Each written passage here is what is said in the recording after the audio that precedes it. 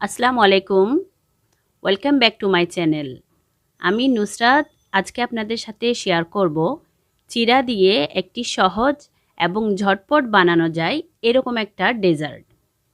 মাত্র 10 মিনিটে এই ডেজার্টটি বানানো যায়।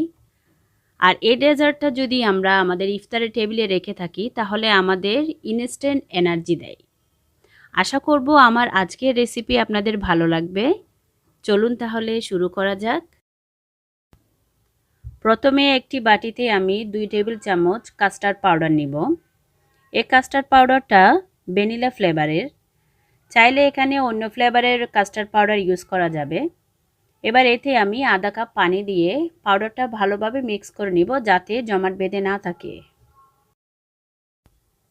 এবার অন্য একটি হাঁড়িতে আমি 2 কাপ দুধ নিলাম।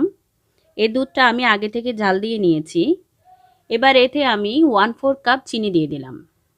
দুধ আর চিনি যখন ভালোভাবে বলক উঠবে তখন এতে আমি আগে থেকে যে কাস্টার্ডের মিক্স করে রেখেছিলাম সেটা দিয়ে দিব। একটা হুইস্ক দিয়ে অনবরত নাড়তে থাকবো যাতে এটা জমা না বাঁধে।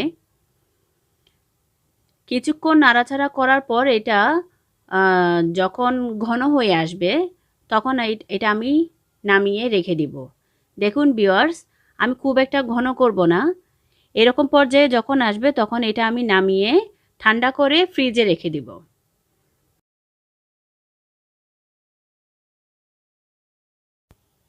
এবার আধা কাপ চিড়া আমি একটি বাটিতে নিয়ে ভালোভাবে পানি দিয়ে ধুয়ে নিব। এগুলো বাজারের কেনা চিড়া বিদায় অনেক ময়লা থাকে। বেশ কয়েকবার আমি পানি দিয়ে এটা ধুয়ে নিয়েছি যতক্ষণ পর্যন্ত না স্বচ্ছ পানি বের হয়েছে।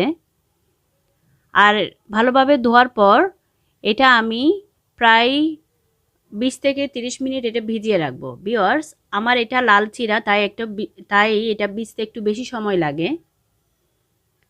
এবার অন্য একটি বাটিতে আমি 2 টেবিল চামচ চিয়া সিডস নিব। এতে আমি আধা কাপ পানি দিয়ে এটা প্রায় 20 থেকে 25 মিনিট এটা ভিজিয়ে রাখবো যাতে এটা ফুলে ডাবল হয়ে যায়। এবার সমস্ত উপকরণ নিয়ে আমি আপনাদের সামনে দেখাবো কেমন হলো দেখতে। দেখুন ভিউয়ার্স, চিড়াগুলো ফুলে ডাবল হয়ে গিয়েছে আর পানিটা সোক করে নিয়েছে। আর চিয়া সিডসগুলো ফুলে ডাবল হয়ে গিয়েছে। দেখুন ভিউয়ার্স, এবার আমি যে কাস্টার্ডটা বানিয়ে রেখেছিলাম সেটা ফ্রিজে রাখার পর দেখতে এমন হবে। এতে আমি কিছুটা ফ্রুটস ইউজ করব।